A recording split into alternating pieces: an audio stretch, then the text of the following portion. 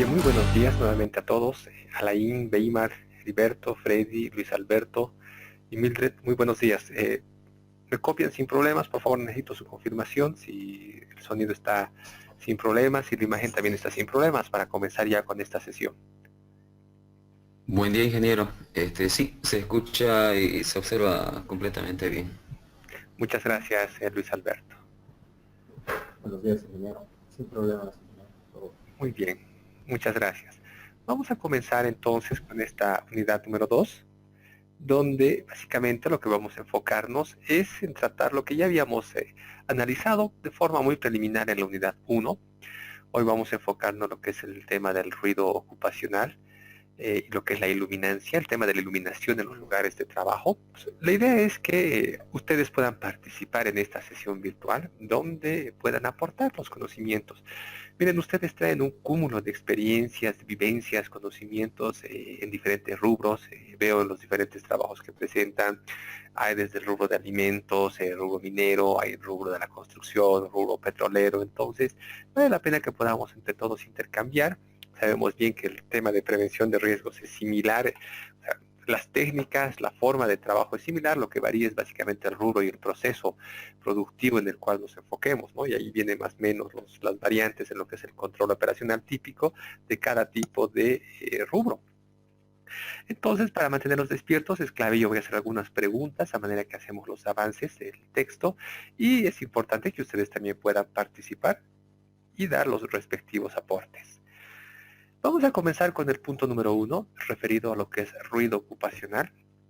Ya hemos analizado el ruido y hay una norma específica. El ruido sabemos que es un sonido molesto, un sonido no deseado.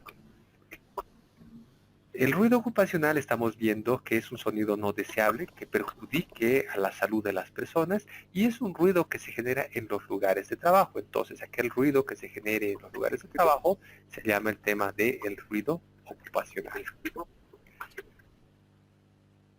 Voy a cortar el sonido de fondo para que, bueno, no pueda interferir a los demás colegas. Si alguno tiene alguna pregunta, entonces puede hacerlo vía chat, por favor.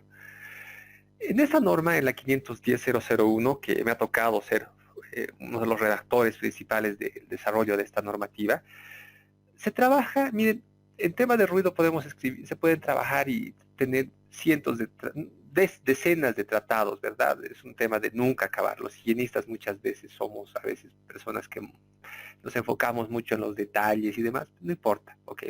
Lo clave es que ustedes por lo menos se vayan de este módulo con una primera aproximación y un primer concepto de lo que significa el tema de la gestión del ruido ocupacional. Ustedes pueden revisar esta norma, que es bastante aplicable y práctica para nuestro medio. En esta norma, como habíamos mencionado como referencia, hay 4 clasificaciones de los tipos de ruido. Tenemos lo que es el ruido estable escalonado, lo que es el ruido fluctuante o el ruido impulso-impacto. Algunas gráficas que nos van a permitir de forma más didáctica poder entender cada uno de ellos. El ruido estable es un ruido que tiene un patrón de comportamiento cuya variación en lo que es el nivel de presión sonora no supera los 5 decibelios. Es decir, que es un ruido que tiene una fluctuación de nivel de presión sonora, pero no supera los 5 decibelios. Mientras que el ruido estable escalonado o fluctuante periódico, como quieran denominarlo, normalmente la norma se establece ruido escalonado, es aquel, como ustedes ven en el gráfico, que es una serie de ruidos, ¿verdad?, que tienen una frecuencia definida y que luego caen a otro nivel, suben a otro nivel, es decir, es un ruido que en ciertos periodos de tiempo es un pequeño ruido estable, ¿ya? Luego pasa a otro nivel, es otro pequeño ruido estable, pasa a otro nivel, otro pequeño ruido estable, etcétera, ¿verdad? Es una secuencia de diferentes tipos de ruidos en diferentes niveles de presión sonora. Tenemos el ruido fluctuante o el ruido aleatorio. Es aquel, como ustedes pueden visualizar en la pantalla, es aquel que no tiene un patrón definido. Obviamente, tiene una variación mayor a los 5 decibelios. Un ruido que no tiene un patrón definido y que tiene una variación significativa o constante en lo que es el nivel de presión sonora. Y luego tenemos lo que es el ruido impulso-impacto, que es un ruido que tiene un elevado nivel de presión sonora, pero en un corto periodo de tiempo. Es decir, que un elevado nivel de presión sonora, piensen, una explosión, ¿verdad? Un valor que tiene un elevado un nivel de presión sonora o la descarga de un cañón de aire, por ejemplo, ¿no? De un air shock, por ejemplo, que tiene un elevado nivel de presión sonora, pero que este ruido se genera en un periodo más pequeñito, menor a un segundo. Entonces son los diferentes tipos de ruido. Ahora, desde luego, sabemos bien que el ruido genera una serie de efectos. Ustedes en el texto ya han visualizado, les he puesto unos links donde ven la magia y la sabiduría de la naturaleza de cómo funciona nuestro sistema auditivo. Pero es evidente la consecuencia del ruido ocupacional, que se traduce en lo que es la denominación médica de una hipoacusia ocupacional, que puede generarse en lo que es la parte del oído medio o el oído interno. La zona más crítica sería una consecuencia en el oído interno. Esa es la consecuencia principal de lo que es la exposición al ruido ocupacional, que como ustedes saben puede ser por una dosis o una exposición normalmente crónica, ¿no? Pasa el tiempo y vamos acumulando lo que genera problemas a nuestro sistema auditivo es la energía que ingresa al sistema auditivo. Lo que destroza es la energía que poco a poco se va acumulando en todo nuestro sistema auditivo. Y va a generar lo que denominamos la hipoacusia ocupacional. Bueno, pueden existir sensaciones dolorosas cuando los niveles de presión sonora son altos, ¿verdad? Superan los 110 decibelios. Obviamente pueden generar lesiones o daños en la membrana timpánica. El tema del efecto de enmascaramiento que nos va a perjudicar en el trabajo, una perturbación también en lo que significaría el sentido del equilibrio. Peor aún si esto estaríamos hablando de un ambiente ruidoso y hacemos trabajos en altura. Y cuando hablamos entre 60 y 70 decibelios se menciona de una fatiga auditiva. Es molesto trabajar a ese nivel, estar 8 horas, imagínense, expuesto a 75, 80 decibelios, la interferencia en la comunicación oral, etcétera, etcétera. Pero la principal es las consecuencias sobre el sistema auditivo. Ahora bien, ya hemos revisado en el anterior módulo lo que era el ruido, pero para hacer una medición más específica de las unidades, lo que en realidad el ruido habíamos visto que es una perturbación en algún medio. ¿Qué quiere decir una perturbación en algún medio? Que se genera una perturbación, ¿verdad? Una compresión de aire, llamemos, en algún medio, en este caso el aire, puede ser en el agua, en el metal, etcétera. En el caso del aire se genera una perturbación, una pequeña vibración. Esta perturbación comprime el aire, descomprime, comprime, descomprime, comprime, descomprime, y así llega a nuestro sistema auditivo. Pero lo que realmente genera el sonido es esa variación de presión, y eso se mide obviamente en unidades de presión. Aquí vamos a ver lo que es los micropascales, ¿sí? Micropascales. Por ejemplo, el sonido que se genera en un ambiente silencioso, llamemos por acá, ¿sí? En una noche tranquila. El nivel de presión que se genera y que llega a nuestro sistema auditivo, a la parte timpánica, es de, pensemos, no sé, aquí vamos de unos 100 micropascales, ¿sí? 100 micropascales, pero si vamos a un extremo, vamos por ejemplo a un trabajo con un martillo neumático, ¿sí? Por acá, miren, de estos 100 micropascales, el nivel de presión sonora respecto a lo que es un trabajo, un martillo neumático, estamos hablando de 10 millones de micropascales. Lo que quiero que visualicen es la gran diferencia que existe en lo que es el nivel de presión sonora, o sea, el rango en el cual nosotros podemos escuchar. Es por eso que para que sea mucho más manejable y más comprensible, utilizamos una unidad logarítmica, que es el Bell. Hablamos del decibel, la décima parte del Bell. Y miren, como podemos ver acá a la derecha, estos niveles de presión sonora, que son los que nosotros escuchamos, podemos verlo mucho más didáctico, de forma más entendible, trabajando en una escala de los decibelios, ¿verdad? Donde aquí, por ejemplo, estos 100 hablábamos de, no sé, unos 15 decibelios, y estos 10 millones de micropascales estamos hablando de unos 115 decibelios, ¿no? No es mucho más comprensible, por eso se trabaja normalmente en esta unidad, ya porque trabajar en la otra es más complejo. Ojo, pero les paso un tip. Si nosotros trabajamos en este eje, en la unidad de presión, ¿ya? Esta sí es una unidad aritmética. Mientras que si trabajamos en el eje y transformamos a lo que es decibelios, esta es una unidad logarítmica, y por tanto las operaciones matemáticas tienen que ser con efectos logarítmicos, es decir, 1 más 1 decibelios no es 2, ¿verdad? No, no se puede hacer aquello, tiene que haber una ecuación, bueno, trabajar en unidades logarítmicas. Ya esto les paso el dato, digamos, a los que están más metidos en lo que es la parte de higiene ocupacional. Ahora bien, el decibel, miren, el nivel de presión sonora es la fórmula que ustedes tienen, 20 por logaritmo base 10, de la relación, miren, de la relación entre la presión sonora P1, que es P1, la presión sonora que llega a nuestro sistema auditivo, ¿sí? La presión sonora que ingresa a nuestro sistema auditivo, que llega a nuestro tímpano, respecto de la presión mínima audible. ¿Y cuál es la presión mínima audible que puede percibir nuestro tímpano? Es 0.0002 bares, o un equivalente a 2 por 10 a la menos 5 pascales.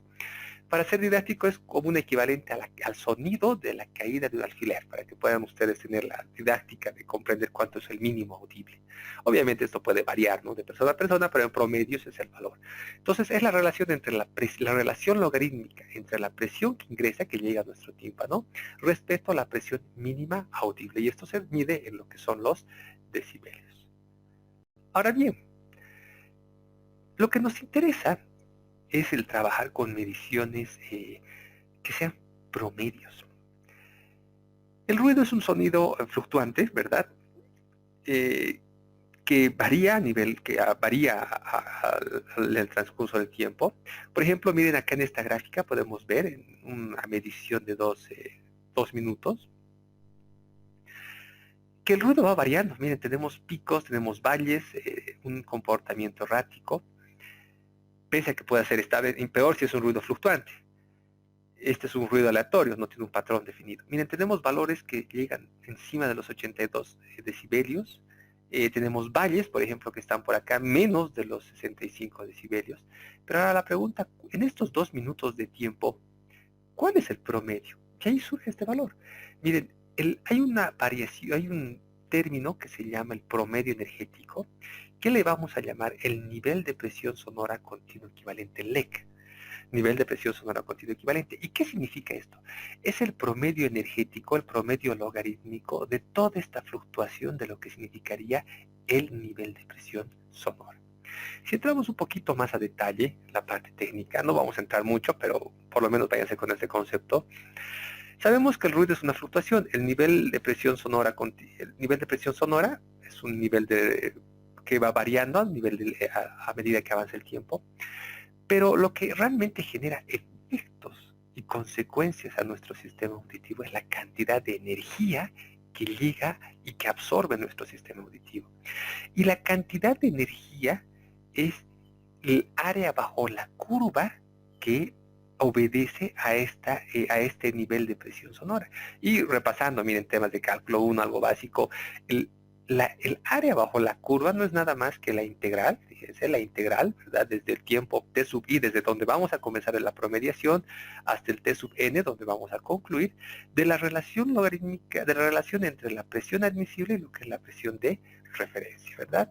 Es el promedio energético. A simple vista, no quiero complicarlos más, pero es un promedio, ya es el promedio logarítmico energético. Es el equivalente de energía acústica que ingresa a nuestro oído, equivalente a todo este ruido que se ha generado a lo largo de un determinado periodo de tiempo. Ok, creo que hemos logrado un poquito transferir este concepto a lo que es el nivel de presión sonora continua equivalente. ¿Cómo se hace la medición? Miren, cuando tenemos valores discretos, es una variable continua el ruido, por eso es una integral, pero si esto llevamos a valores discretos, ¿verdad?, valores puntuales, llamémoslo, se cuantifica en función a la sumatoria, como pueden ver acá, de 1 sobre n, que es n el número de mediciones. Ya vamos a ver un ejemplo. Respecto a 10 elevado al nivel de presión sonora sobre 10, ¿no? Esto es una transformada que se ha hecho para llegar a lo que es valores discretos. Esto es cuando se hacen mediciones a tiempo constante, o sea, digamos, cada 5 segundos tomo la muestra de ruido, ¿no? Cada 5 segundos, cada 5 segundos. Y esa es la fórmula que nos da cuando los tiempos de medición son distintos, o sea, no es cada 5 segundos, no es cada 5, digamos, luego 10, a los 13, a los 25, a los 40, ¿verdad? Cuando existen variables de tiempo. Ok, entonces voy a hacer un pequeño alto, voy a habilitarles para ver si es que les queda claro el concepto de lo que significaría el nivel de presión sonora continuo equivalente. Denme un segundito para habilitarlos. Adelante, no sé si hay alguna consulta respecto al LEC, si les queda claro. Bueno, si no hay más consultas, entonces continúo. Tenemos un ejemplo. Miren, una persona ha hecho una medición en una determinada actividad Y durante una medición puntual, hace mediciones puntuales, este prevencionista, toma 4 valores cada 10 segundos, ¿okay? y obtiene los siguientes resultados. A los 10 primeros segundos, 78 decibelios. A los 10 siguientes segundos, 87. 10 segundos después, 82. 10 segundos después, 84. La pregunta de examen es, ¿cuál es el nivel de presión sonora continua equivalente, el LECT? Fácil, ¿verdad? Ya aplicando esto, miren, con un Excel, ¿sí? Porque es mucho más fácil, tienes tablas y fórmulas. Trabajamos esta ecuación donde 1 sobre n es el número de medidas, son 4 lecturas. Y vamos trabajando, este es cada tiempo, este es el nivel de presión sonora de cada muestra, 10 elevado a np, o sea, 10 elevado a este nivel, dividido entre 10 es este valor, que cada uno va desglosando en la tabla que ustedes visualizan. La sumatoria de estos, que es este valor, dividido entre 1 sobre n, dividido entre 4, ¿verdad? Es este valor. Y ya, el logaritmo de este valor multiplicado por 10 logaritmo de este valor, es 83.86. ¿Qué quiere decir? Que el nivel de presión sonora continua equivalente, el LEC, el promedio energético, llamémoslo, de esta serie de muestras que hemos trabajado, es 83.86. ¿No? El promedio energético es como se obtiene el nivel de presión sonora continua equivalente con datos discretos, ¿no? O sea, con datos, con mediciones puntuales. Esto es con mediciones puntuales con mismo intervalo de medición. Vamos a otro ejemplo. Se realizó una medición, como ustedes pueden visualizar, donde durante una medición, igual de 4 valores, pero con intervalos variados, cuyos resultados son los siguientes. En la primera lectura, a los 10 segundos, obtienen 78 decibelios. En la segunda lectura, 20 segundos después, obtienen 75. 15 segundos después, obtienen 82. 10 segundos después, 80. Entonces, ya están los datos, aplicamos esta fórmula, el 1 sobre t, en este caso es la sumatoria de que del intervalo de medición, que en este caso estamos hablando de 55 segundos. El t sub i es el valor individual de cada uno de ellos. Entonces, aquí tenemos los NPS. Este t sub i, ¿qué es? Nada más que la multiplicación de este 10 por ¿cuánto? Por 10 elevado a NPS a 78 sobre 10. ¿Ya? Y la sumatoria de todo esto es el monto que ustedes pueden visualizar acá, el valor que pueden visualizar. Dividimos entre 1 sobre t, que es el tiempo relacionado a la frecuencia de medición. Obtenemos este valor, y 10 por el logaritmo de este valor nos muestra que es 79.26. Es decir que el promedio, el nivel de presión sonora continua equivalente de esta serie de mediciones es 79.26. Pero miren, para el tema de parar de sufrir, hay unos instrumentos que son mucho más fáciles.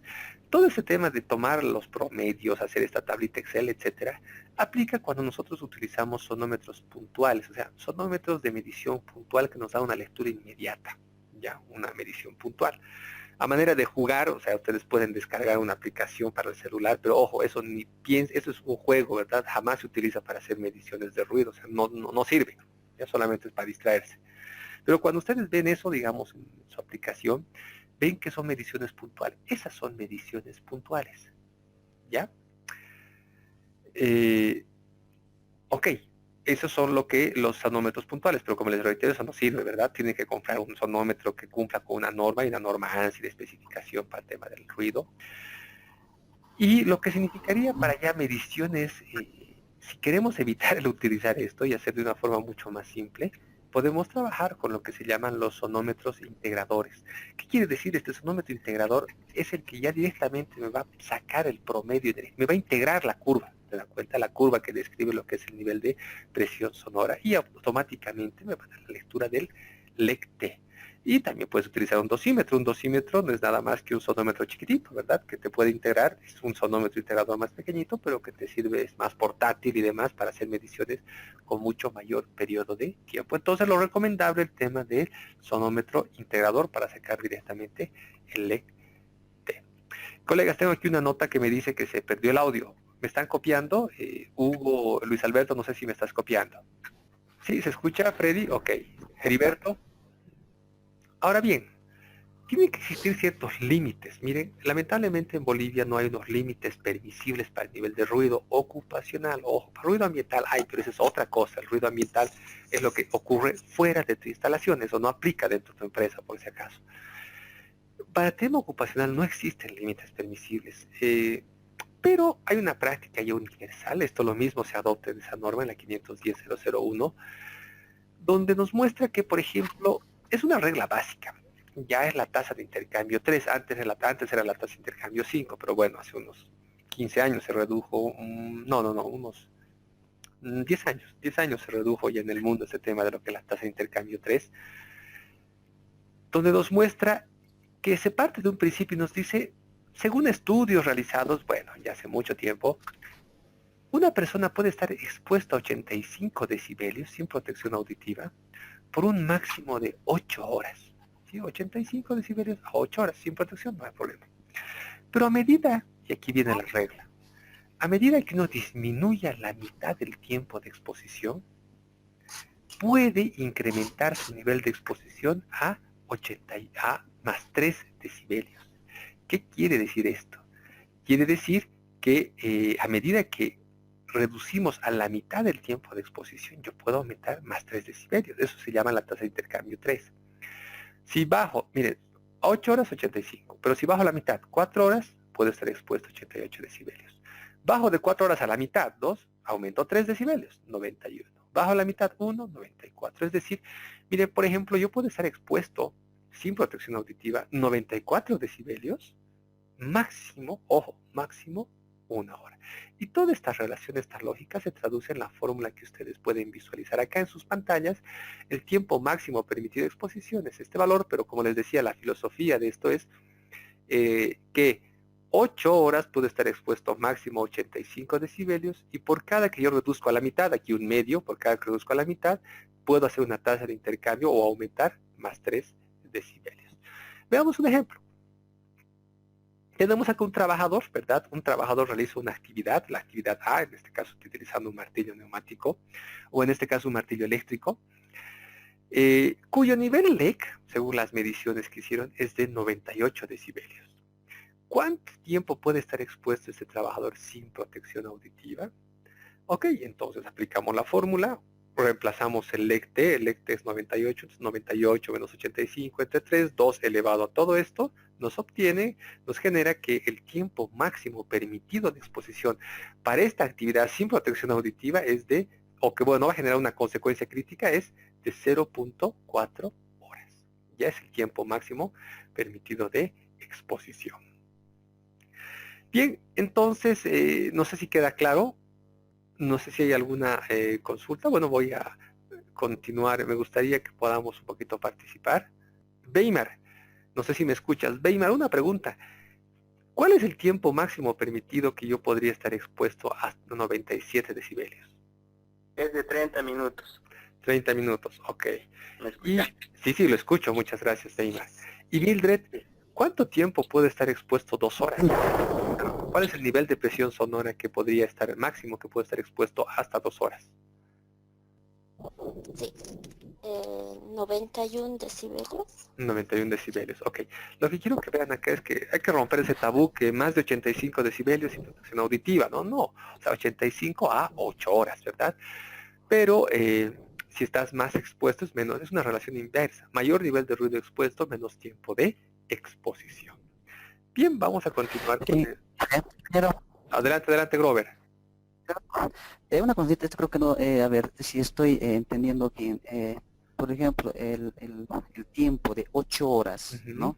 Es máximo de tiempo que, digamos, puede estar un trabajador sin sufrir daños a 85 decibelios. Sí. Ahora, si este tiempo bajamos a la mitad, digamos 4 horas como se ve, entonces se puede subir estos decibelios en 3 Sí, decibelios. exacto, esa es la relación. ¿Estoy en lo correcto? Claro, esa es Perfecto. la tasa de intercambio 3. O sea, tú puedes estar expuesto a 88 decibelios máximo 4 horas. Ajá. Puedes estar expuesto a 94 decibelios máximo durante 1 hora. Y ahora, y si yo te digo, ¿cuánto tiempo puede estar expuesto a un valor de 87.5 decibelios, bueno, ahí ya tienes que aplicar la formulita, ¿no? O sea, ya ahí tienes que ir acá y colocas y ya obtienes el valor, ¿no?, específico. Pero es lo que quiero que comprendan, que no es 85 y ya pecado superar 85, no, o sea, puedes superar, pero reduces tu tiempo de exposición. Tiempo de exposición. Exacto, Ok, esa es la ok, clave. gracias. Bien, entonces vamos a entrar a lo que es... Buenos días. Adelante, adelante, compañero. Buenos días, ¿me copia? Claro, claro que sí. Adelante, Diego. Sí, no, quisiera hacer una consulta. Claro que sí. Esos 85 decibeles en 8 horas, Ujú. es una medición que se hace, o sea, podría ser el promedio de las 8 horas tiene que ser 85. Exacto. Ahí vamos a llegar en las siguientes diapositivas. Cuando me adelanto un poquito, pero cuando uno hace una medición, un estudio de ruido en los lugares de trabajo, tiene que proyectar todo el ruido a un nivel de 8 horas. Y vas a sacar ya no un LEC puntual, sino vas a sacar un LEC diario. ¿Ya? Voy a aprovechar tu pregunta, Diego, para continuar con el avance de materia y justamente vamos a este otro concepto, ya vamos a tocar lo que es, Diego, el tema del LEC diario, ¿ya? El nivel de presión sonora diario ponderado a 8 horas. La dosis de ruido, por eso, para hacer algo más fácil y amigable, hay este otro término que se llama la dosis. ¿Ya? La dosis no es nada más ni nada menos que la relación de cuánto tiempo tú estás expuesto respecto al tiempo máximo permisible. ¿Ya? Es una medida de energía sonora ponderada que he recibido respecto a un porcentaje de la cantidad de ruido máximo que puedo recibir. Hagamos un ejemplo, esto es mucho más fácil. ¿Qué tenemos acá? Me gustaría ver... Alain, ¿qué tenemos acá? ¿Qué actividad ves en la pantalla? Una azafata. Una azafata, exacto, hagamos un ejercicio simple. Miren, una azafata está abordando el vuelo BOA 606 y resulta que hace una medición y obtiene que el LECT es de 102 decibelios. Ya estos 102 decibelios, ok, la trabajadora tarda 2 minutos en hacer el abordaje de la nave. Hablamos de 0.033. ¿Cuál es la dosis que recibió en esa actividad? Simple. La dosis es el tiempo promedio de exposición respecto al tiempo máximo permitido de exposición. El LEC 102 decibelios. El tiempo máximo permitido, ¿de dónde se obtiene? De esta formulita que hemos analizado anteriormente. Si yo reemplazo acá 102 decibelios menos 85, etcétera, etcétera, obtengo que a estos 102 decibelios como máximo puede estar expuesto sin protección auditiva 0.16. Ahora, ¿cuánto tiempo estoy expuesto? Tiempo promedio de exposición, 0.33. Si hacemos la relación de este 0.033 dividido entre 0.16, estamos sacando, miren, el porcentaje nada más, es 0.212. O si quieren llamar a 100%, 21%. ¿Qué quiere decir? Que estamos llegando solo hasta el 21% de la dosis máxima. Cuando la dosis supera el 1, si estamos trabajando en tanto por 1, o supera el 100%, si estamos trabajando en porcentaje, ahí estamos en problemas. ¿Qué quiere decir? Que estamos superando el máximo energético permisible que podemos tener o que puede recibir nuestro sistema auditivo. Es así como se obtiene el tema de la dosis. Pero ya en tema ocupacional, y aquí apalanco la pregunta que da nuestro compañero Gustavo, lo que nos interesa es en los lugares de trabajo y en temas de higiene ocupacional y cuando hacemos estudios de ruido, es el valor proyectado a 8 horas. Es decir, miren, aquí en esta gráfica podemos ver un periodo de 480 minutos, ¿verdad? Del tema de 8 horas, llamemos. Y vemos que el nivel de presión sonora, por ejemplo, varía a nivel a medida que pasa el tiempo, ¿verdad? Varía entre un pico, miren, este señor llega a 97 decibelios en algún momento y al inicio de su jornada a 63 decibelios, y es una variación, ¿verdad?, de niveles de presión sonora. Ok, entonces la pregunta es ahora, ¿cuál es el valor promedio que obtenemos a 8 horas? Y no es nada más que obtener el LEC, pero en este caso de 8 horas. Hace un momento sacábamos un LEC pequeñito, ¿verdad? De cada cierto periodo. Pero lo que nos interesa es ahora sacar un LEC, proyectar este LEC a lo que es 8 horas. Y ahí es justamente, Gustavo, donde ahí ya podemos comparar un LEC diario respecto a 85 decibelios, porque ya nuestra medición está ponderada a 8 horas. ¿Respondo ahora sí a tu pregunta, Gustavo? ¿Respondo a tu pregunta, Diego? Sí, sí. Y Ok. una consulta más. más, ¿cuál es el criterio que tenemos que tomar para el tiempo de medición del LACT? Del LECT ya. Vamos a ver más adelante en lo que es la parte de medición. La norma te da unos valores específicos. Haces primero unos estudios de prospección. ¿Ya? ¿Qué quiere decir? Son estudios donde tú vas a hacer un primer acercamiento para concentrarte en qué lugares son los más críticos para en esas actividades recién hacer un estudio de dosimetría. Y te va a hablar de 5 minutos por tener un pequeño LECT y luego para sacar tu promedio de dosimetría al menos 3 horas. Me estoy adelantando, pero bueno, para que no te quedes con la duda. Entonces, ese es el valor del LECT. Miren, es el valor obtenido en un periodo de 8 horas. ¿Cómo se obtiene esto? Miren, cuando tengo un solo ruido, un nivel de presión sonora monorruido, ¿verdad? En este caso tiene diferentes valores. Miren, tiene un periodo donde tiene un patrón. Sí, hola, adelanté. Ok, si no pueden tener, digamos, contacto, háganlo por chat si es que si tienen problemas con su micrófono. Cuando hablamos de un solo tipo de ruido, vemos que el nivel de presión sonora diario, ok, que es el LECT, multiplicado por 10 veces el tiempo promedio de exposición al cual estás expuesto a este LECT, respecto del TA, que es el tiempo de la jornada, ok, de 8 horas en este caso hablaríamos. Y obtienes así lo que es el nivel de presión sonora proyectado a 8 horas. Veamos un ejemplo. Miren, aquí tenemos un ejercicio donde tenemos un trabajador, se utiliza una herramienta neumática, y nos dicen, miren, un operador, ¿sí? Un operador de una máquina está expuesto 2 horas a un determinado nivel de presión sonora con el equivalente. Está 2 horas expuestos a un valor de 89 decibelios en esta actividad. El resto del tiempo está expuesto a sonidos despreciables.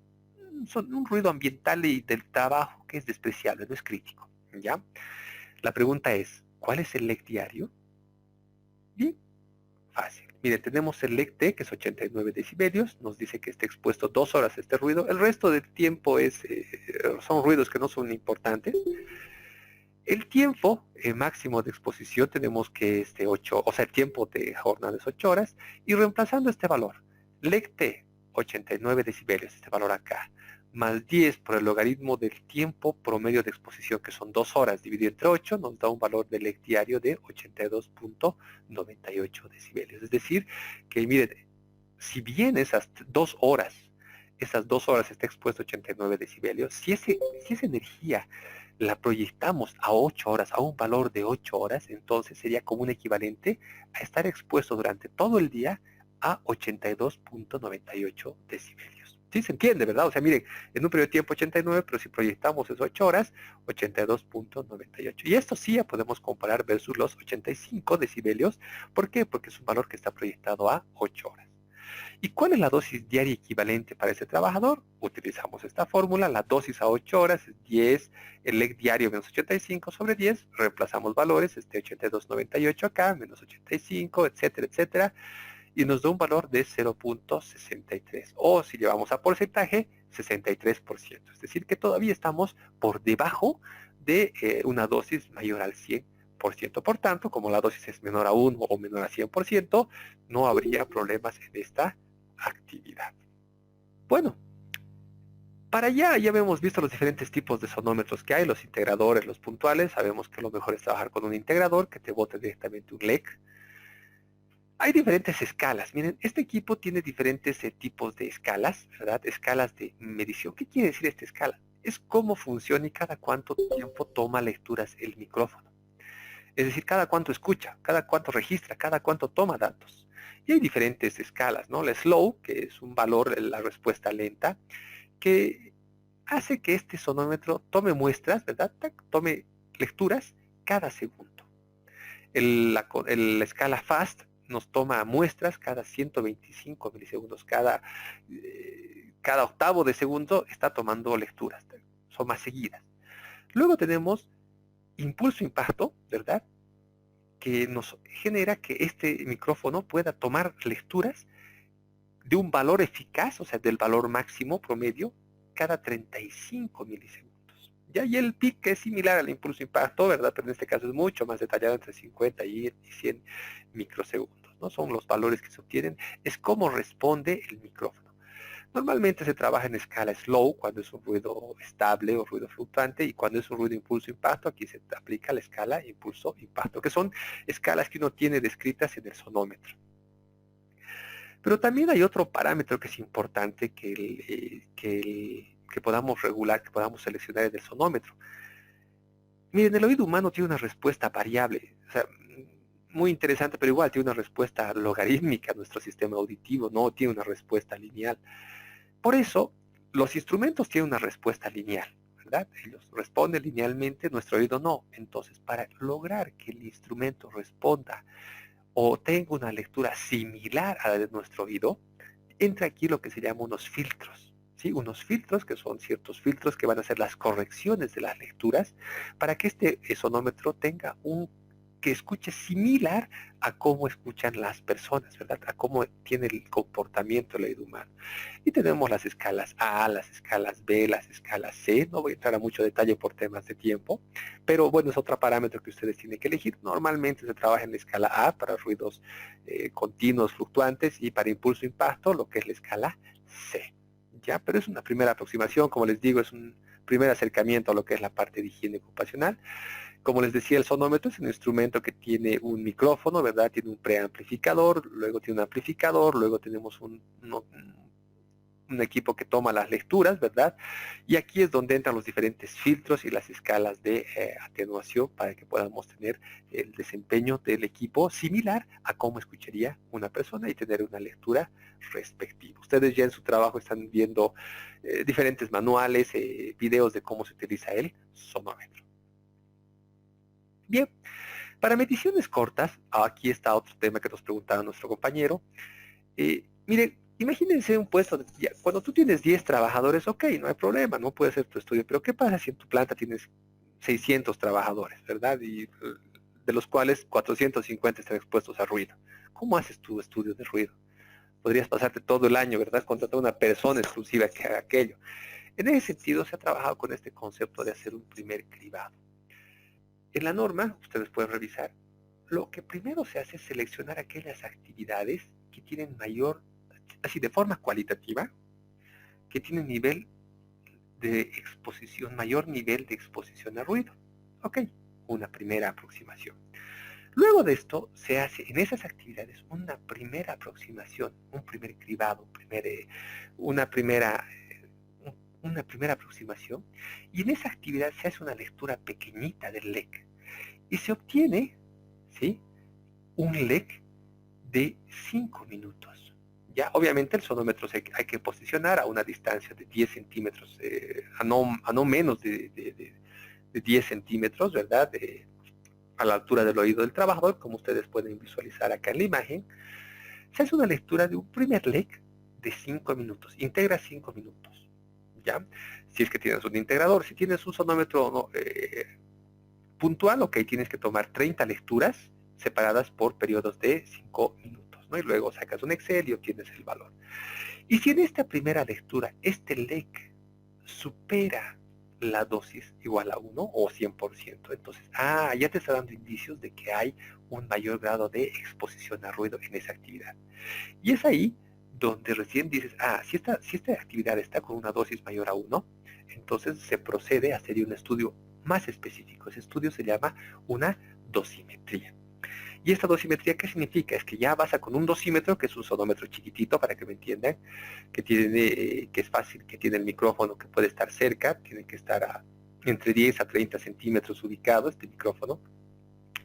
Vamos a poder hacer una medición de un LEC mucho más largo. Y este LEC va a ser de al menos 3 horas. Y con ese LEC de al menos 3 horas ya vamos a tener un valor más puntual, más detallado de cuál es el comportamiento del ruido en ese periodo largo de tiempo.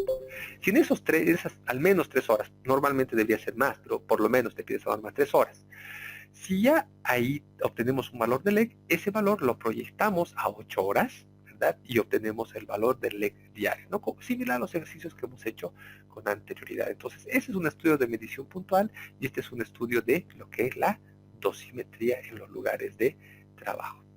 Ok, Les voy a habilitar el micrófono para que ustedes puedan opinar. No sé si tienen alguna consulta o algo que complementar en esta primera aproximación de lo que es el estudio de evaluación de ruido. Adelante, por favor. Una pregunta, ingeniero. Y adelante, He Freddy. visto algunos sonómetros que nos dan DBA, DBD, DBC y el pico, ¿no? Sí. Eso, en ese caso igual se toma el DBA, ¿no? Pero ¿y los otros dos qué escalas son? Ya, justamente es el DBA. Cuando hablas de DBA, quiere decir que estás trabajando, que está midiéndote en qué, en la escala, corrigiéndote con el filtro de ponderación. A ver, permíteme un momentito. Cuando te habla del DBA, ¿qué quiere decir? Que te está midiendo con el filtro, utilizando el filtro A. Cuando te da el DBB, está utilizando el filtro B. El DBC está utilizando el filtro C. Cuando tú tienes ruido continuo o fluctuante, ¿verdad? Que esté por debajo de los 80 decibelios, normalmente te recomiendan trabajar con la escala A. Cuando tienes ruido, impulso, impacto o ruidos muy altos, se recomienda que trabajes con la escala C, que tomes en cuenta lo que es el DBC. ¿Ya? Miren, para que no se compliquen, trabajen con A y con la escala C. La pureza, si uno, bueno, si quiere sería más exquisito, ok, si es menos de 60 decibelios, escala A, si es entre 60 y 80, escala B, y si más de 80, escala C, pero la norma te dice, ok, trabaja cuando es ruidos que no sean impulso impacto con DBA, listo. Cuando es ruido, impulso, impacto, sí, con la escala C. Ya eso se trata, colega, lo que significarían los valores, los diferentes tipos de decibelios. Bueno, una consulta. Adelante, compañero. Adelante, Diego. Sí. ¿Y cuál es el criterio que tenemos que emplear para la elección del protector auditivo en base a la medición? Esto vamos a verlo un poquito más adelante, lo que es la curva de atenuación, el Noise Reduction Rate, ya que es el tema de cuánto te atenúa. O sea, muy bien, mire, tenemos ya el valor del LEG.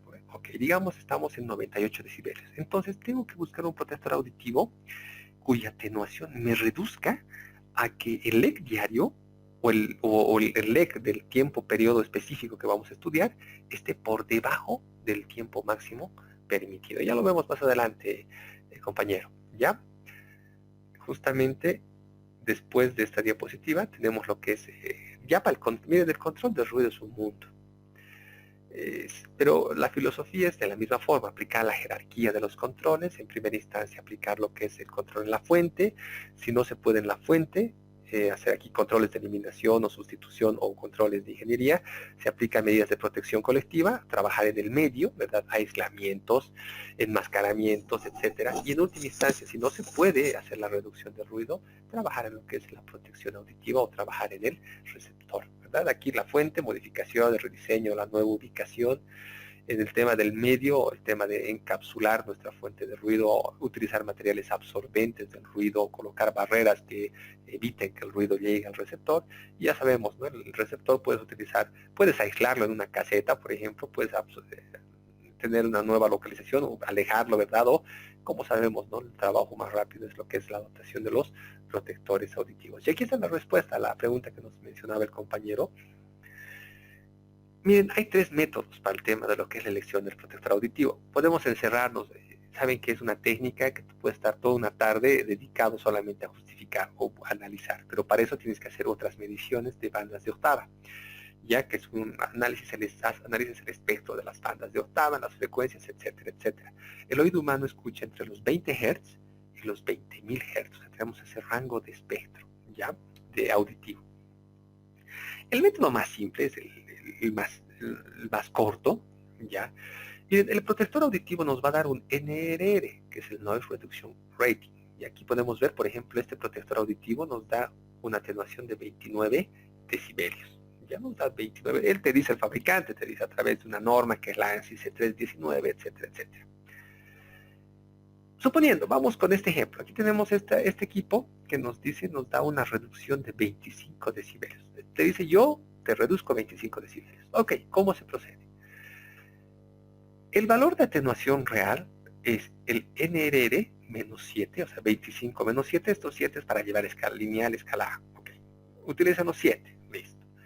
Dividido entre 2, ¿por qué entre 2? Porque estamos asumiendo que se tiene el 50% de efectividad de la atenuación por el tema de la colocación y demás. Entonces, vamos, 25 menos 7 nos da 18. Dividido entre 2, ¿cuánto nos da? 9. Ah, miren, este señor que nos dice 25 decibelios, yo te reduzco, ¿sí? En prueba en laboratorio. Ok, luego de hacer esta forma, podemos ver que efectivamente nos va a reducir 9 decibelios. Y el nivel de reducción real va a ser el LEC-T menos los 9 decibelios. Este es el único momento en el que se permite una resta aritmética, ya para el tema de lo que significaría el manejo de esta unidad logarítmica. Entonces, suponiendo, habíamos visto que solo nos sirve para 9 decibelios. Suponiendo nuestro LEC-D es de 98 decibelios. Uy, no, es muy alto, digamos, para un LEC diario.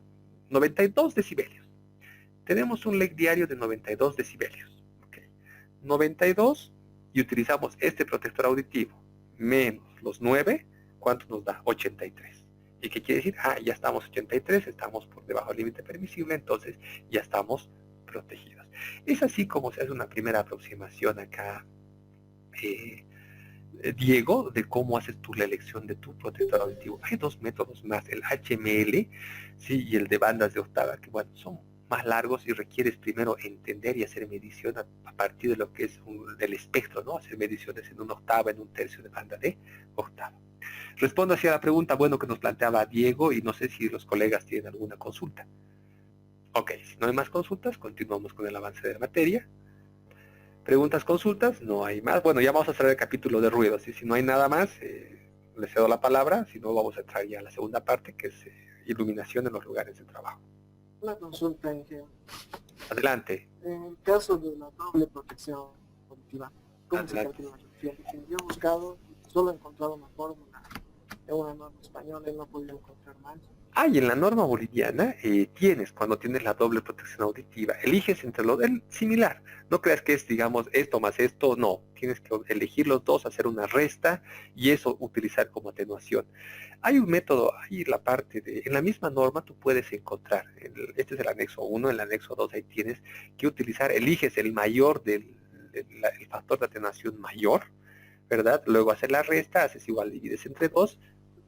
A ver, si nos sobra tiempo al final puedo mostrarte esa parte de la norma donde ahí te detalla cómo hacer el tema de la doble protección auditiva, ¿no? Pero hay que tener precaución de que tampoco quedes totalmente aislado, ¿no? Entonces hay un método, puedes consultar la norma y está. ¿Sí? Bien. Vamos a continuar.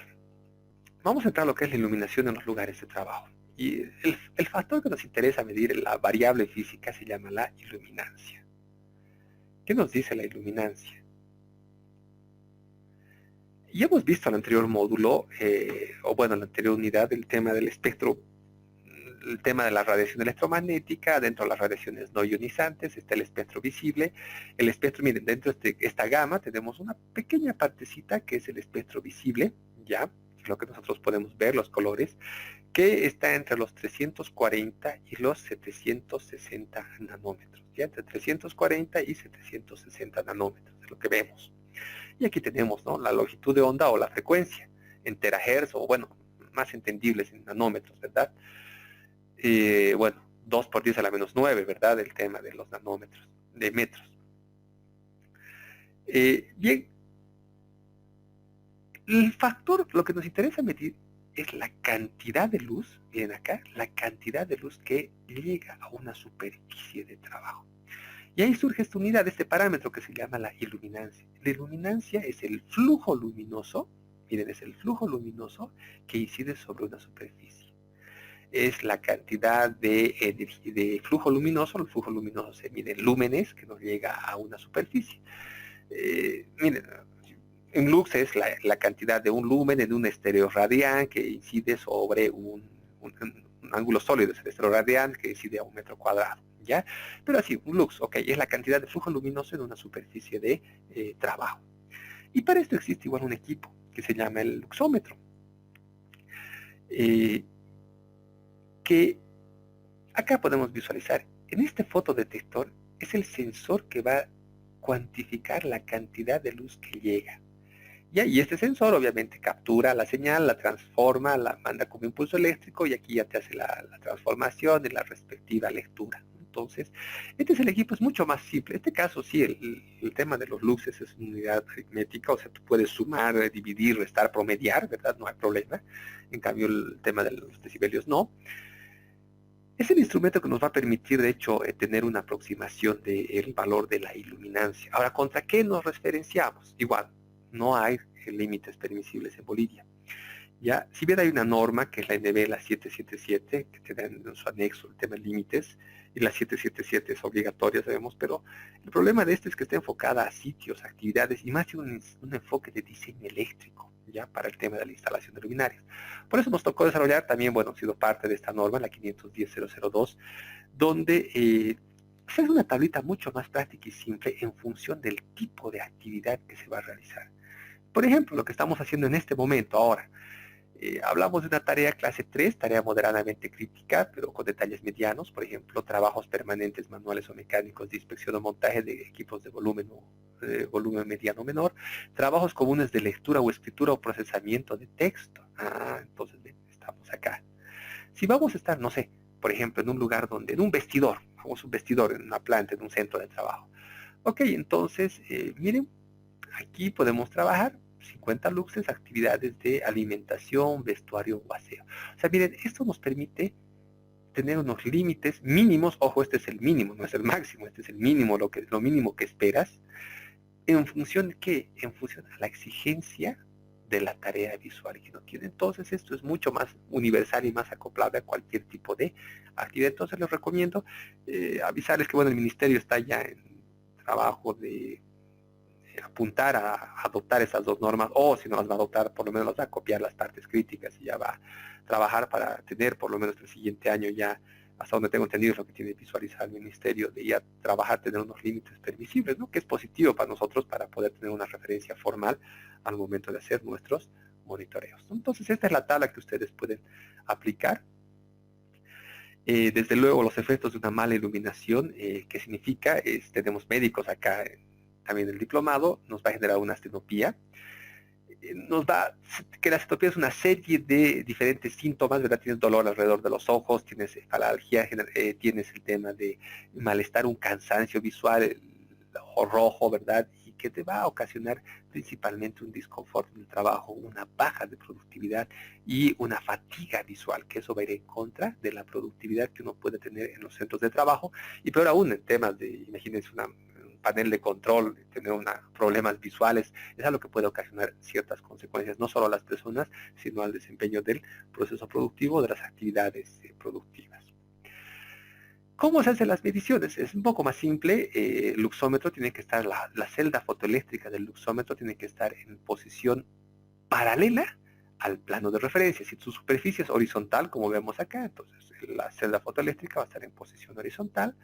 Se hacen entre 3 a 6 mediciones en el plano de referencia, en el lugar de trabajo. Entre 3 a 6 mediciones puedes obtener un promedio, fácil, ¿verdad? Y en caso de que quieres tomar mediciones en ambientes comunes, pasillos, vestidores, comedores, etcétera, almacenes, haces a una altura de 1.5 metros, más o menos 10 centímetros, para lo que significaría el tema de la toma de lecturas, entre 3 a 6 es lo que te recomienda la norma, para obtener los niveles de presión o los niveles de iluminancia. Ahora, si estos valores están por debajo de los límites permisibles, o sea, no llegan a estos valores que estamos adoptando, aquí entra lo que es el tema ya del control, que es una disciplina, que es la luminotecnia, que es a lo que ya van a ver los electricistas. Nosotros los higienistas ya no llegamos a este detalle, pero sí tenemos que tener el concepto de que existen básicamente dos tipos de sistemas. El sistema de iluminación general, como vemos acá, estos dos, y el sistema de iluminación localizado. Entonces la idea es que se tenga, en primera instancia, si no están dentro de los límites, una buena iluminación general, o si no es posible, lo que es una iluminación localizada, o puedes tener un tipo modularizado, ¿verdad? Pero lo que normalmente es iluminación general y lo que es iluminación localizada. Hay diferentes tipos de luminarias, incandescentes, de halógenas, de vapor de mercurio, vapor de sodio, etcétera, de bajo consumo. Ahora está muy en voga el tema de los LEDs, que tienen una alta eficiencia energética, ¿verdad? Pero el principio fundamental es trabajar principalmente con iluminación natural. Y es un principio de ecoeficiencia, ¿verdad? Y del ecodiseño, ¿verdad? Que hoy en día está muy de boga. Trabajar con, aprovechar al máximo, como pueden visualizar acá, la luz solar, que es lo más natural. Miren, en las instalaciones industriales en esta nave, tener ya desde el diseño lo que es aprovechar al máximo la iluminación natural. Si va a hacer actividades nocturnas, por ejemplo, un tercer turno o segundo turno, además de la iluminación natural, trabajar con sistemas de iluminación artificial, como ustedes pueden ver. Bueno, en este caso aquí es un poco difícil porque no hay la opción de la iluminación natural, entonces se aplica directamente con lo que es la iluminación artificial general, ¿no? Entonces, traten de enfocar siempre en el diseño de sus lugares de trabajo, este tipo mixto, ¿verdad? Con iluminación natural y lo que es la iluminación artificial, ¿verdad? Y ya sea, primero, lo que hemos visto es iluminación general y ya obviamente la iluminación localizada para ciertos trabajos según la exigencia visual va a tener que ser ya de forma artificial. Bien, no sé si hay alguna consulta, alguna pregunta respecto a lo que significaría el tema de iluminación en los lugares de trabajo. Les cedo la palabra hasta mientras. Si es que hay alguna consulta o algo que requieran ustedes complementar. Ingeniero, una pregunta. Adelante, Mildred. Ya, quería saber si hay alguna recomendación sobre cuál cuál sería el mejor tipo de iluminación, aparte de la natural, ¿no? Hablando Ya. de la iluminación artificial. Ya. Mire, todo está en función a lo que significaría el tema de la calidad. Miren, la luz, esta luz, a ver, deme un segundito. Deme un segundito, voy a volver a proyectar. Estaba buscando acá la norma para darle la respuesta a su compañero. Aquí está. Ahora sí la proyecto. Volviendo al caso tuyo, Mildred, me dices, ¿cuál luminaria utilizar? Mire, todo se mide ya en función, estas luminarias tienen un valor. O sea, ¿cómo sé que es luz cálida, luz blanca? Dicen, ok, todo se mide en un valor que se llama la temperatura de color. Ya están visualizando ahorita estas luminarias. Si ustedes ven en la caja, en el envase, en el empaque o en el catálogo de estas luminarias, estas vienen en una temperatura de color. Y esto se mide en grados Kelvin. La temperatura de color de la luz blanca, que es la más adecuada, o sea, la neutral, la que viene del sol, es de 6000 grados Kelvin. Entonces, lo más recomendable es que utilices una luz blanca neutral. ¿Qué quiere decir luz neutral? Que es como la del sol, ¿ya? ¿Y cómo es esto? Mides en el catálogo y ves, y tiene que decir 6000 grados Kelvin. Y eso es lo más recomendable. Ahora, depende también, si tú estás trabajando en actividades de control de calidad de productos, sí o sí tiene que ser luz blanca, que no te altere. Ahora, dependiendo también, puedes utilizar los efectos psicosomáticos, etcétera, etcétera, los efectos de la temperatura de la luz, llamémosla del color de la luz. Si estás en un ambiente cálido, imagínate, estás en el Chaco trabajando, poner una luz cálida, una luz que está por debajo de los 6000, una luz amarilla, te va a generar un efecto, una sensación térmica de mayor calor. Entonces ahí se recomienda utilizar una luz que sea más fría, que sea más blanca. Si estás en el altiplano trabajando, no sé, en Uyuni, pone una luz blanca, obviamente te va a dar una sensación térmica de más frío, entonces pone una luz cálida, una luz amarilla. La luz amarilla es la que está por debajo, o sea, menos 2000, 3000, 1000 grados Kelvin, ¿verdad? La luz amarilla. Las luces blancas son las que están por encima de los 6000, que tenemos 7000, 8000, ¿no? En función al tema del color. Eso es básicamente, pero si quieres una decisión neutra, la luz blanca, 6000 grados Kelvin, y eso está ¿en qué? En la etiqueta, en el producto, ¿ya? Respondo a tu pregunta, Mildred. Sí, gracias, ingeniero. Ok, luego aquí teníamos, esto es lo que les estaba mostrando para cerrar la pregunta que nos daba Diego. Este es el valor que habíamos visto en la norma, lo que significaría, y nos dice acá, mire, en casos que se requiera doble protección auditiva, por ejemplo, tipo copa y tapón, se recomienda lo siguiente: seleccione el mayor NR ofrecido por los protectores. O sea, para el mayor, normalmente el que tiene mayor grado de atenuación es el de inserción, no el de tipo orejera. Parece al revés, ¿no? Pero es el de inserción el que tiene mayor grado de efectividad. Dice, seleccione el mayor NRR de los dos, tienes que ver el catálogo, reste 7, ya sabemos que es del ND mayor, ¿verdad? Luego, eso es por el tema de llevar escala lineal. Esta resta divida entre los dos, ¿sí? Eliges el mayor, resta 7, esta división entre 2, que hemos visto que es por el 50% de efectividad, y luego aumenta 5. Ya, entonces, digamos, tienes, no sé, vas a utilizar 2 protectores, ¿no ves? 2 protectores, tienes uno tipo copa, que me va a dar, ¿me estás copiando ahora, Diego? De copia, sí. Ya, digamos tienes 2, ¿no ves? Tienes un protector, no voy a inventar valores. Resulta que tu protector de inserción, el de goma espuma, es de 30 decibelios, ya, super protector, 30 decibelios. Y tienes otro tipo copa, y estás hablando que te reduce 21 decibelios. Ok. ¿Cuál es el mayor de los dos? 30 decibelios. Nos dice, selecciona el mayor, 30 decibelios, el de tipo tapón. Reste 7, ¿verdad? 30 menos 7, ¿cuánto es? Es 23. Ok. Divido entre 2, por el tema del 50% de efectividad, entre 2, 11.5. Ahora le suma 5 decibelios. Le sumo este 11.5 más 5. O sea, ¿qué quiere decir? Estos 5 estás agregando por el tema del efecto únicamente de trabajar con doble protección auditiva. Listo, y tu protección real es 16.5. Ya entonces, la clave es que tú trabajes y busques, no sé, uno de inserción o algo que tenga un mayor grado de atenuación. Porque el utilizar doble protección auditiva, según este método, únicamente te va a generar un efecto de aumentarle 5 decibelios. ¿Ya? Respondo a tu pregunta, Diego, ahora sí para que puedas, digamos, trabajar y hacer la mejor selección de tu protector auditivo. Sí, quedó claro. Muchas gracias, ingeniero. Ok.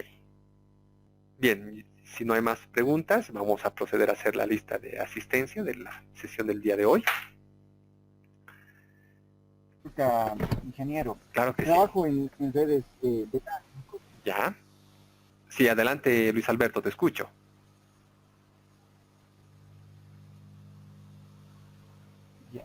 Ingeniero, como le decía, trabajo en redes de gas, ¿Ya? y obviamente nuestro trabajo está en torno, con obras en torno, bueno, en la ciudad, Sí. ¿ya?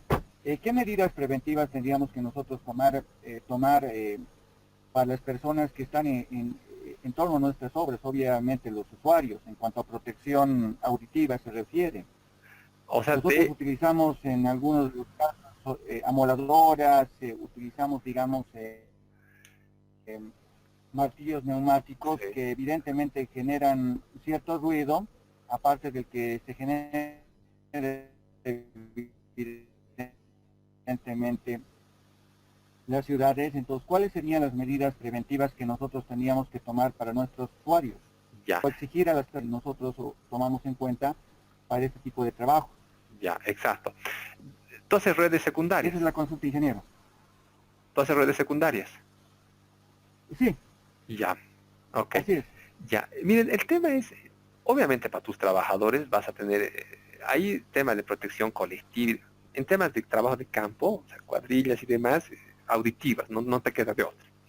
Pero para el tema del público, ¿cómo tú puedes trabajar esto? O sea, pon señalización, pase a la acera del frente o en la parte de tu delimitación del área, pones tu señalización. Hemos visto la 849, ¿verdad? El tema de peligro de tal cosa, peligro, y pone el tema de peligro de exposición al ruido. Por favor, pase a la acera del frente. O sea, tú lo que puedes hacer es el tema de señalizar y también puedes justificar de que hay un valor límite permisible, ¿verdad? O sea, tomas como referencia una persona que pase caminando por el lugar expuesto a tu ruido, no va a estar con una dosis pues pequeñita. Si tú mides, no sé, vas a estar, no sé, tu amoladora, en el peor de los casos, tu martillo neumático, que es el más, si es neumático aún, ese es duro, ¿verdad? Con compresor de aire, ya vas a llegar a 95. Una persona que pase cerca no va a llevar a un límite permisible alto. Entonces, delimita tu área, ¿verdad? Delimita tu área, señaliza y da preferencia que vayan por la acera del frente. Ya ese sería el tema de que tú tienes. Y si tienes algún vecino que está en el lugar y se ve afectado, ok, es una actividad temporal, le dice, señora, mire, ese nivel de ruido, y le explicas, ¿no? Es un valor que no está superando, es una dosis pequeñita la que usted está recibiendo, que en el periodo de 8 horas no va a superar lo que son los 85 decibelios. Ya podrías trabajarlo de esa forma, colocando señalización y dando preferencia de alejar a las personas a lo que es la parte de la acera del frente, o que no se expongan directamente. Porque más allá del ruido, lo que me preocuparía es que en actividades, por ejemplo, de perforación con un martillo neumático, pueda salir proyectado esquirlas a los ojos de las personas. Uno, a la actividad de amoladura, que pueda ser un incendio. Y segundo, que esquirlas de la moladura puede llegar también al rostro u ojos de las personas. Entonces, amplía tu área de delimitación cuando hagas estas actividades de alto riesgo. Muy amable, ingeniero, le agradezco. Listo, por nada, señores. Ok, señores, ya hemos llegado al tiempo límite. Hacer la recomendación respectiva de, es clave que ustedes participen en los foros, en las conclusiones grupales. Anoche estaba revisando. No se olviden llegar a un acuerdo, ¿verdad? Como grupo y decir estos son los 2 videos, colocar los nombres de los participantes. No se olviden hacer su trabajo individual, que es una pequeña planilla para que ustedes planifiquen cómo van a hacer el tema de los respectivos monitoreos, ¿ya? Si no hay más consultas, les agradezco por su participación. Como siempre, sentí que estamos preocupados por cumplir las expectativas del cliente. Ustedes son los clientes en satisfacer vuestras necesidades. Para cualquier consulta o dudas, estamos en el portal. Pueden dejar ahí un espacio para consultas y respuestas para el facilitador. Desearles que tengan un buen domingo. Muchas gracias por su participación y estamos en contacto la siguiente semana. Y daríamos concluida la presente sesión.